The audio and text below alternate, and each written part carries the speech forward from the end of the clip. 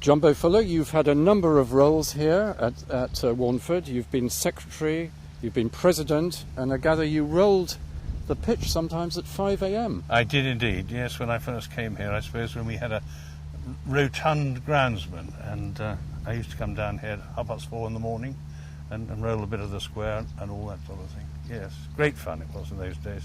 And but we didn't have a ground as big as this in those days, and we've added to it over the years and bought bits very kindly from Rex Chester, who was the original owner of the estate, and everything you can see around here. Yeah. And now, before, in 1964, before you came to Hampshire, you weren't allowed to play for the Hogs because you lived in Surrey.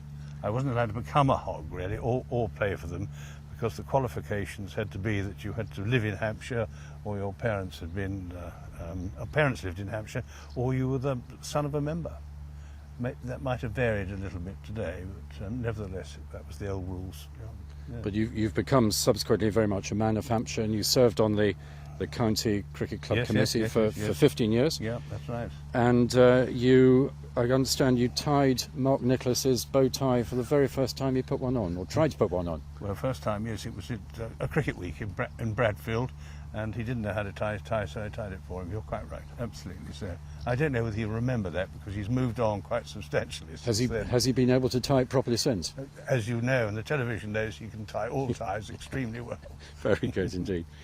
Now, when you played here for 24 years, and you bowled medium pace, and you always preferred to bowl up the hill. I did. So why is that? Well, because the wicket did more if you bowled into the slope, so you could move it about a bit on the seam, as did all the great seam bowlers always liked to bowl up the hill, especially Neville Bowen, who was the best seam bowler we've ever had, I think, probably. Yeah.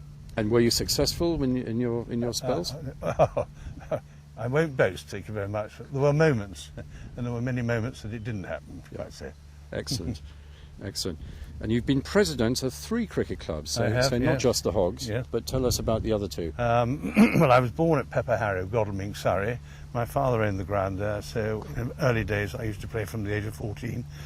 Excuse me, I've been president probably for, I don't know, 25, maybe 30 years there, but I'm just about to give that up. And also president of the old Bradfieldian cricket club, which is known as the Bradfield Waste, which started in 1887, or something like that.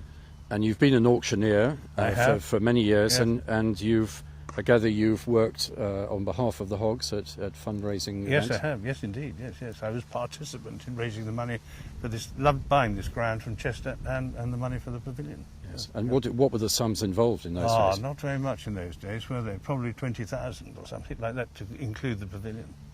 And how hard was it to raise that sort of money? Quite difficult to start with, but there were 1 or 2 very kind people, 8 people who actually filled up the gap, and we gradually paid them back over the years. Yes. Any big, large benefactors who didn't necessarily want their money back? There was one particular person who gave us £1,000, Mr. Carpenter Garnier, who was a very famous Hampshire man who owned a lovely estate down there in Bishop's Waltham. Fantastic. Which would be worth how much now? Oh, well, £40,000. 40,000. That's a very generous donation. It was hugely generous. Yeah. Kindly raised by Christopher Basildick, got it out of him. Fantastic, fantastic. And what is you were joint secretary with Chris Mallett, and then you took over from him. What is your role now in terms of Hogs cricket? I'm the archivist.